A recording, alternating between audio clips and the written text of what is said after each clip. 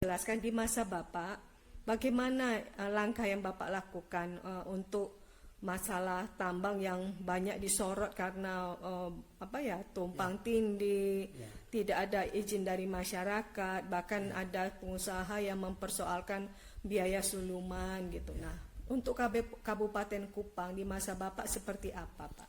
Ya, terima kasih. Jadi pada saat saya jadi bupati, dalam minggu pertama saya dilantik, itu saya sudah membuat satu pernyataan pers bahwa untuk sementara semua pengusaha yang mendapat izin dari bupati sebelumnya untuk sementara dihentikan.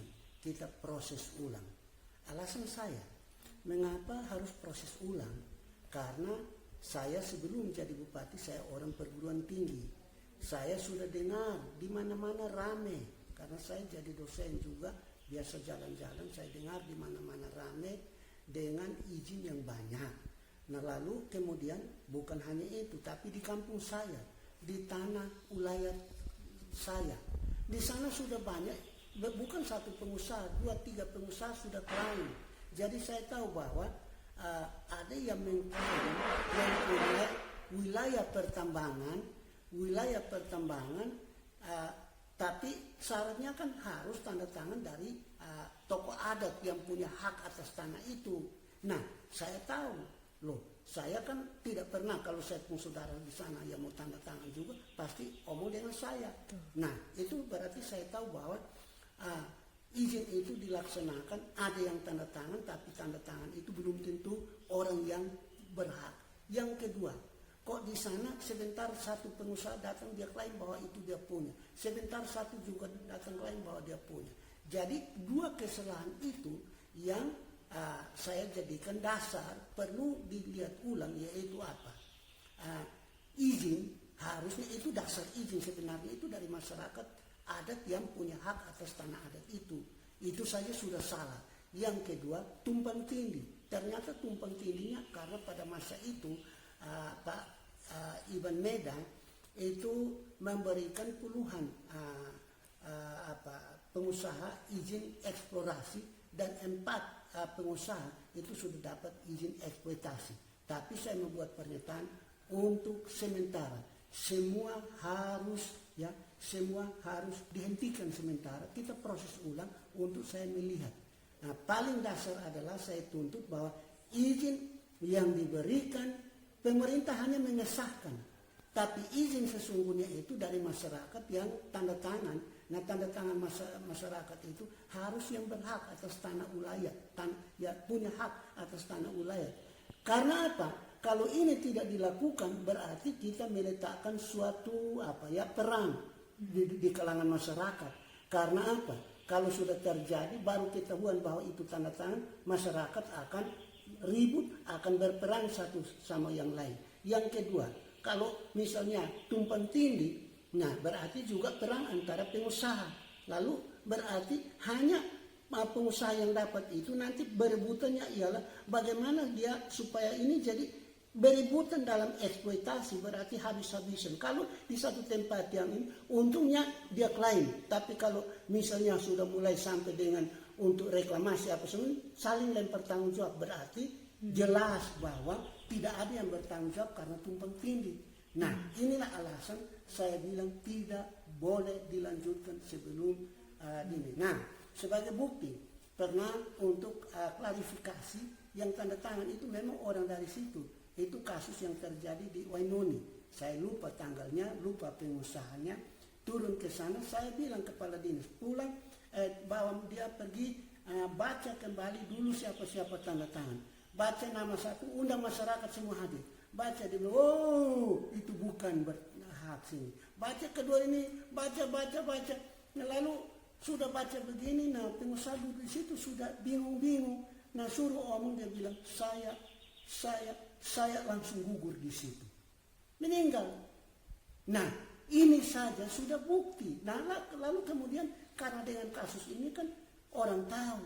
Jadi pengusaha siapa yang berani datang? Karena dia tahu bahwa pasti bermasalah waktu itu. Asal cepat tanda tangan, asal diberikan izin eksplorasi atau izin eksploitasi, tanpa mengikuti mengikuti itu aturan yang sesungguhnya.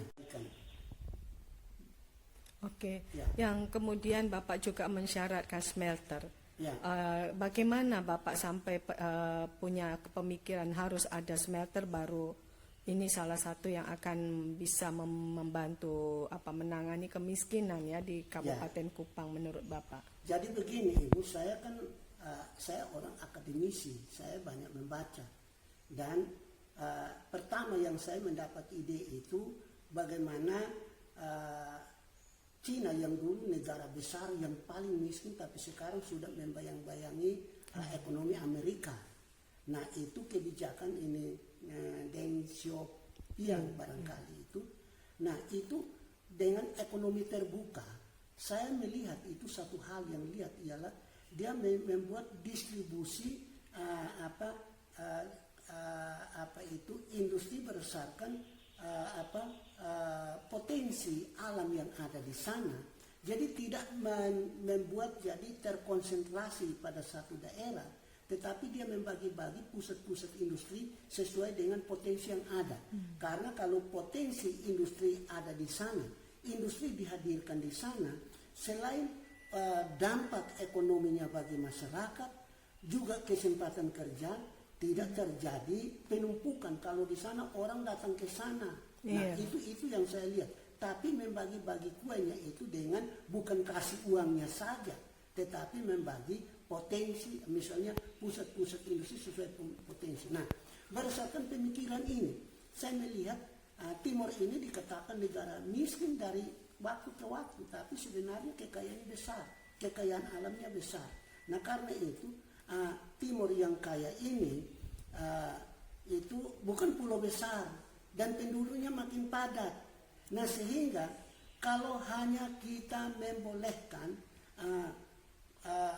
mengizinkan pertambangan lalu diangkut bawa keluar ke Jawa atau ke Cina misalnya, maka dalam 1-2 tahun kekayaan yang ada di sini akan habis dan lubang terjadi di mana-mana, dan kekayaan yang dibawa dari hasil alam sini ditumpuk di sana akan diolah sampai abad. Nah, karena dibawa ke sana kan ditumpuk, diolahnya nanti sesuai dengan kapasitas produksi yang diharapkan. Nah, kalau begitu, berarti hanya dalam 1-2 tahun ini akan dikuras habis-habisan. Nah, daerah miskin dikuras habis-habisan. Apa yang kita bisa bayangkan kapan dia bisa bangkit dan sejajar dengan daerah lain? Jangan berpikir dengan negara lain dulu, ya. Tapi sejajar dengan daerah lain. Itu dengan cara apa? Kalau tidak kita memikirkan cara pengelolaan secara distributif yang berkeadilan dan berkemanusiaan. Ini pikiran saya. Maka saya bilang, sudah kita buat saja smelter, dan smelter yang saya tawarkan kepada pengusaha. Siapa yang berani membuat smelter? Waktu itu perusahaan dia membuat smelter, tapi tuntutannya waktu itu dari pusat syaratnya, kalau membuat smelter situ belum tentu kandungan mangan cukup untuk memenuhi smelter, karena smelter mahal. Harus buat ini pesawat untuk mendeteksi. Nah, dia kasih tahu saya bilang, Pak, saya akademisi, jangan kita hanya minta untuk pesawat untuk buat. Kalau misalnya saja smelter itu untuk 50 tahun itu pengeluaran sudah cukup, penelitian bisa dengan cara, Pak, datangkan seorang ahli, coba kita buat percobaan. Datanglah seorang ahli yang dia bawa. Nah, waktu itu kami buat satu lokasi, gali 3 meter di sudut-sudut, lalu kemudian yang kamu tahu bahwa di situ mangan. Kami bawa itu pengusaha, ahli ke sana. Dia, 3 meter ini lapisannya mangan isi. Nah, saya tanya dia, kalau sudut sini, sudut sana. Nah, di tengah sini, kalau ditambang semua untuk olah dengan ini, kira-kira berapa tahun pengolahannya? Dia bilang 10 tahun lebih. Nah, saya berpikir, kalau hanya satu lokasi kecil saja, bisa 10 tahun. Itu bisa dan lebih. Lalu kemudian mangan besar-besar di sini, apa hanya mau diangkut saja, izin angkut saja keluar. Lalu banyak lubang di sini. Lalu kemudian kami tetap miskin. Itu yang saya tetap pegang, harus ada smelter. Nah, setelah omong begini, Akhirnya kami bawa lagi di daerah lain, dia geleng kepala. Saya sudah mengelilingi banyak negara, tapi saya mengakui mangan di sini jauh lebih dari negara-negara yang pernah saya kunjungi. Dia berani mau buat smelter. Nah setelah buat smelter, dan pernah kami hadirkan, ada tertulis di buku ini di halaman 216. Smelter waktu itu peletakan batu pertamanya oleh Pak Hatta Rajasa sebagai Menko Ekonomi. Iya. Ya, sudah kami lakukan di situ. Kenapa saya taruh di sana? Di mana itu, tengah, Pak? Di mana? Di kecamatan. Karena apa? Daerah yang kami pilih untuk smelter kan itu kan untuk berat. Jadi itu tempat sudah diteliti juga, bukan asal, karena itu tanahnya tandus. Karena tandus, maka saya pilih itu. Lalu kemudian, tapi tandus bukan sekedar tandus, mereka bor ke dalam tanah isi, tetapi keras lebih dari batu apapun, sehingga smelter itu tidak mungkin dibangun dan rusak. Nah, itu alasan. Jadi alasan-alasan yang masuk, ya alasan-alasan akademik yang saya pilih. Lalu kemudian air juga kan itu gampang. Jadi semua. Lalu kemudian dekat dengan jalan umum, sehingga di tengah dari mana-mana dibawa diolah di situ. Tapi yang berikut, ini unsur saya tetapkan di sana. Mereka bilang kenapa tidak di pantai, di pantai laut. Saya tidak mau di pantai laut karena apa? Saya mencurigai, ya, perbuatan-perbuatan yang tidak benar, yang suka menipu rakyat. Jangan sampai di bawah 10 truk tronton ke sana, lalu olah tiap hari bunyi-bunyi hanya untuk satu kontainer, sedangkan yang lain di bawah, lalu gali terus menerus. Karena logika saya bahwa kapasitas produksi daripada pabrik yang didirikan, dia secara alamiah akan mengontrol tingkat eksploitasi dari alam. Jadi kalau kapasitasnya ya dia hanya bisa olah sekian, galinya sekitar itu. Jangan dipaksakan, karena mangan yang ada bukan hanya untuk satu generasi, tapi turun-temurun untuk generasi turun-temurun dari penduduk di pulau ini. Nah itu alasan saya. Tapi kalau dibuat di sini, katakanlah harus jelas itu waktu itu, nanti dia punya ampas dibuat untuk apa, dia punya ini untuk keluaran apa, supaya apa, ada nilai tambah, ya, ada nilai tambah. Jadi akhirnya apa? Kesempatan kerja juga ada, ya, ekonomi juga tumbuh, ekonomi daerah tumbuh, sehingga bukan lagi daerah tertinggal yang hanya mengharapkan dari sana. Nah ini yang perlukan. Nah ini sebenarnya logika daripada pendirian pabrik ini sudah begitu jelas, sudah mau. Lalu kemudian yang terkendala apa? Listrik, tarif listrik. Tarif listrik karena kan itu dekat sekali juga dengan jalur listrik TTS, TTU dan seterusnya. Tetapi tarif listriknya adalah apa bedanya? Kalau untuk Jawa Bali itu 1 kilowatt 823 rupiah. Sedangkan di sini 1.400 lebih. Nah, saya hitung berarti selisih tarifnya itu 600 lebih. 600 lebih itu saya kalikan dengan total kapasitas produksi, maka saya dapatkan hampir 79 miliar selisih tahun itu hanya keluar untuk listrik.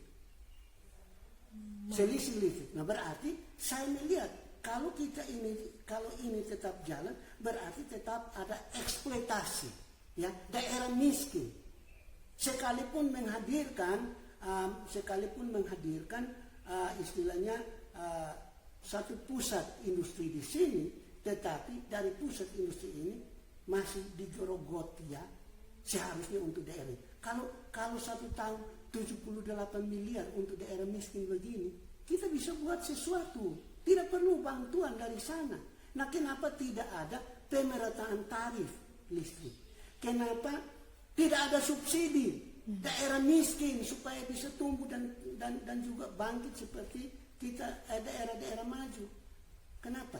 Ini tidak ada jawaban. Walaupun kami pernah berdiskusi 2-3 tempat di Jakarta cari solusi, tidak bisa jawabannya. Termasuk PLN? Ya, termasuk PLN tidak bisa. Apa respon PLN waktu itu, ya, Pak? Alasan ya ini aturan begini, kita dibola-bola saja ke sana jawaban itu. Ya, sehingga tidak ada lagi, tidak usah. Kan begitu. bahwa supaya daerah ini maju dan maju kemajuan yang berkeadilan, maka ya harus dipikirkan. Nah, pemerintah ini di dalam memberikan izin kepada pengusaha ini ya semacam kayak sesuatu yang kurang baik kalau dipikirkan, memberatkan pengusaha-pengusaha. Jadi pengusaha-pengusaha itu sebenarnya dia melakukan suatu investasi, tapi sebelum dia berinvestasi untuk urus ini, urus sana, urusan terlalu banyak dengan biaya yang terlalu tinggi. Dan izin kepada pengusaha itu, ya aturannya tidak straight to the point, untuk memberikan keringanan-keringanan. Jadi sudah banyak pengeluaran-pengeluaran, belum tentu juga pada saat dia menjalankan usaha itu dipajak sini dan sana. Lalu kemudian pengusaha kan, ya namanya pengusaha dia juga butuh hidup. Nah kalau dia butuh hidup tetapi pengeluaran banyak, tekanannya terakhir kepada masyarakat yang miskin. Ya, jadi kalau pengusaha supaya ini dia memenuhi ini dan itu sebelum maju, dia sudah pengeluaran. Sepanjang proses dia punya pengeluaran, terakhir dia menekan hak masyarakat itu, gajinya dan ininya. Nah, kalau begini, tidak dipikirkan sedetail ini, bagaimana peri kemanusiaan dan peri keadilan dari sila Pancasila itu. Dan standar kemiskinan tidak sama dengan kilogram, dia baku dari waktu ke waktu. Dia berubah terus, naik terus. Dulu $1, 1,125 sen, 190, 225, 365. Dia akan naik terus. Kenaikan ini mengikuti tren kenaikan negara-negara maju yang mengangkat. Nah kita yang miskin akan miskin dari awal sampai selama-lamanya tetap miskin. Di manakah wajah kita membangun itu di mana? Manusia makan nasi kenyang, tapi manusia untuk dapat uang itu mau berapa banyak juga dia tidak pernah kenyang. Kalau kita punya jabatan, kita punya uang, kita punya gaji, tunjangan dan sebagainya, kita tidak pernah akan merasa cukup. Nah apabila dengan kegiatan-kegiatan izin seperti itu, yang saya lihat, yang saya dengar, itu biasanya namanya pengusaha dia mau untuk cepat.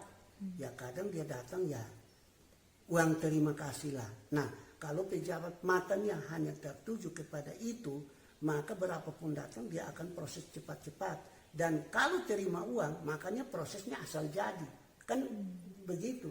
Karena sudah terima orang punya uang. Pernah satu kali, 8 pengusaha, mungkin karena pendekatan dengan saya tetap geleng kepala untuk harus memproses mereka secara singkat atau apa. Mereka laporkan saya ke DPR. Lalu DPR berkompromi dengan mereka bahwa ya DPR lah yang harus menuntut saya dalam 1 minggu saya tanda tangan. 1 minggu juga saya tidak tanda tangan, 1 bulan juga saya tidak tanda tangan. Di bawah sampai kapan? Karena apa? Konsekuensi kita menerima uang seorang pengusaha, maka ada kecenderungan kita ya istilahnya menghalalkan, ya tidak memperhatikan aturan secara lebih jernih lagi. Karena motivasi kita cepat dapat uang, mau apa yang terjadi. Itu yang harus dihindari. Saya harap ini yang harus dipikirkan oleh pejabat di tingkat manapun. Kita memang memerlukan uang. Semua orang memerlukan uang. Tapi uang bukan segala-galanya. Karena kalau kita memprioritaskan uang, maka banyak aturan akan kita langgar demi kepercayaan, demi uang. Itu yang saya harapkan. Tapi ini bicara terbuka. Bapak waktu bupati itu pernah nggak ditawarin, dan kedua Bapak pernah nggak terpleset menerima gitu? Jadi begini Ibu, satu kali ada yang datang. Dia datang, kami masih banyak, dia bawa dia punya tas gendong belakang. Saya pikir ini omong-omong kok dia ceritanya makin lama, dan ceritanya karena dia Kristen, saya Kristen, ya ceritanya tentang rohani. Dia puji-puji saya. Setelah semua keluar dan hanya kami berdua, dia bilang, Bapak, saya mau pamit. Dia ambil tasnya dari situ, dia tarik dengan satu plastik yang waktu itu ada isi, ya cukup berat lah itu plastik. Lalu kemudian diserahkan di saya bilang, sudah saya biar Bapak. Dia bilang, sudah, ini untuk bantu-bantu masyarakat, bagi-bagi di gereja. Saya tahu Bapak, biar bagi-bagi saja masyarakat supaya percaya Bapak. Saya bilang, sudah, dia tidak mau saya pegang. Nah, saya bilang oke. Nah, Bapak jalan, saya pegang, sudah Bapak simpel, tidak, aman. Saya bilang aman supaya saya ikut. Dari ruangan yang sini, masuk ruangan sana, dia tulis, sampai di depan saya bilang, Bapak ambil ini. Dia bilang, tidak Bapak. Saya bilang, Bapak itu, lihat, Pol PP ada panggil kita, nanti saya panggil tangkap Bapak. Dia terima dengan gemetar. Ya. Jadi, Karena saya berpikir begini, menerima uang orang, apalagi dalam jumlah begini, kita tidur tidak nyenyak. Kapan kita harus ini? Dan namanya pengusaha, kalau dia sudah kasih, dia anggap kita ini kecil. Dia bisa injak-injak kita. ya. Tidak anggap enteng kita lagi ibu. Biar kita pakai embel-embel apapun. Karena sudah apalagi uangnya makin banyak itu. Nah, wibawa saya sebenarnya secara pribadi saya punya orang tua ajar saya. Tapi wibawa saya ditambah dengan kalau pasang itu di sini itu wibawa negara. Kok wibawa negara karena dibayar begitu lalu kemudian kita asal-asal buat menimbulkan wibawa negara supaya urus masyarakat. Saya terima, saya halalkan segala cara, saya tidak berpikir secara jernih lagi tentang dampak pembangunan untuk masyarakat hidup. Tapi asal saya perlu tambah besar. Nah ini yang saya pikirkan sampai sekarang, saya orang yang mengandalkan doa. Oke Bapak. Ya. Satu kali pernah satu pengusaha yang sudah dapat izin eksploitasi. Suami istri datang membawa 2 tentara. Posisi duduk saya di sini berhadapan dengan suami istri, lalu tentara satu di sini, tentara satu di sana. Tentara yang di bahunya itu ada bunga-bunga ibu. Nah, saya tidak tahu perusahaan mana, dari mana. Datang 2 tentara itu tidak omong, hanya dia omong, Bapak kami sudah dapat ini izin eksploitasi. Nah Bapak larang, bagaimana? Saya bilang iya Bu, yang kasih izin eksploitasi bupati, saya juga bupati. Karena apa? Saya ingin harus kita tinjau kembali. Tinjau kembali tadi dua syarat yang paling saya pegang adalah yang memberikan izin sesungguhnya adalah masyarakat. Apakah yang memberikan izin itu adalah orang yang berhak secara adat. Kalau saya langsung lakukan, besok sekarang belum, tapi ketika eksploitasi besar-besaran terjadi persoalan akan terungkit, saya akan salah. Karena apa? Saya melegalkan izin di atas sesuatu yang tidak benar. Itu pertama. Yang kedua, izin waktu itu kan banyak puluhan, itu kan ada yang tumpang tindih. Itu juga harus diluruskan. Maka dia yang omong begitu, dia banyak, saya terakhir bilang, Ibu, itu izin diberikan oleh bupati, saya juga bupati, kewenangan sama. Tapi ingat, kewenangan bupati sama, yang keputusan terakhir yang berlaku, memenangkan atas keputusan yang terdahulu. Kalau ibu tidak percaya mau lapor saya hari ini juga, saya siap. Saya masuk penjara, saya keluar, ibu bertemu dengan saya sebagai tokoh adat. Akhirnya sudah, tunduk mereka, pulang.